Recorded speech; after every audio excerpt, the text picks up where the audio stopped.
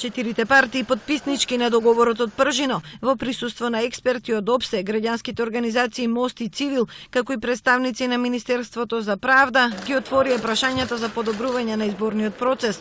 Во седиштето на мисијата на ОПСЕ во Скопје, меѓународните авторитети презентирале повеќе модалитети за пречистување на избирачкиот список.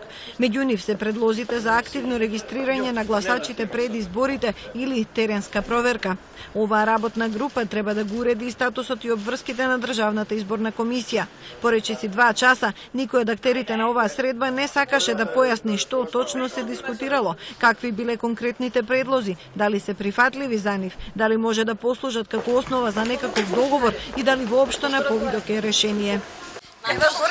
Информативно. Не. Неформална средба беше, информативна повеќе. Добро, ова беше неформален, информативен само состанок, така да навистина немаме некоја поконкретна информација за днес. Повеќе се зборуваше за различни модалитети, за тоа што би требало да се направи во наредниот период. Мислам дека ова беше убава прилика да се видат повеќе луѓе на една маса.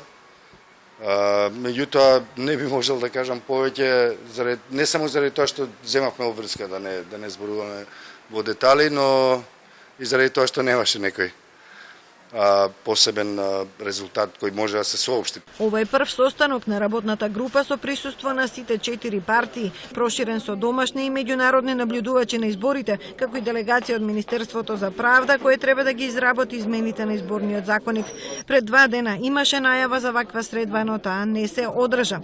Во меѓувреме роковите од Пржино течат. До 31 јули треба да се модифицира составот на ДИК, а до 30 септември ДИК треба да добие поголеми овластувања за да обезбеди фер и слободни избори. Наредна средба може да има до крајот на неделата.